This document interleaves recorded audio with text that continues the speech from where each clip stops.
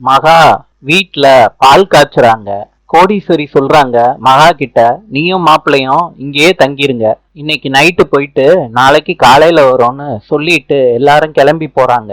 மகா கிச்சன்ல வேலை பார்த்துக்கிட்டு இருக்கப்ப டேப் லீக் ஆக ஆரம்பிக்குது. சூர்யாவை கத்தி கூப்பிடுறாங்க. சூர்யாவும் கிச்சனுக்கு வந்துடுறாரு. மகா கூட சேர்ந்து டேப்ப அடைக்கிறாரு சூர்யா. இப்ப மகாவோட கண்ணு சூர்யாவை பாக்குது, சூர்யாவோட கண்ணு மகாவை பாக்குது. ரெண்டு பேரும் ஒரு செகண்ட் டேப்ப அடைக்காம நேருக்கு நேரு பாத்துக்கிறாங்க. சூர்யா சொல்றாங்க, இந்த டேப் ஏன் இப்படி இருக்கு, இது தானா கலண்ட மாதிரி தெரியலையே. மகா கிச்சன்ல இருந்து வந்து பெட்ரூம்ல ட்ரெஸ்ஸை தேடிக்கிட்டு இருக்காங்க. சூர்யா சொல்றாங்க, எனக்கு கிடைச்சிருச்சு. மகா சொல்றாங்க, எதுங்க ட்ரெஸ்ஸா? சூர்யா சொல்றாரு, மகா ட்ரெஸ் இல்ல, ஸ்பேனர். மகா ஐயையோன்னு சிரிக்கிறாங்க, ஓடுறாங்க. சூர்யா துரத்திக்கிட்டு வர்றாரு. ரெண்டு பேரும் சந்தோஷமா இருக்காங்க, சிரிச்சுக்கிட்டு பேசிக்கிட்டு இருக்காங்க. ரெண்டு பேரும் பெட்ரூமுக்கு போய் ஃபேனை போடுறாங்க.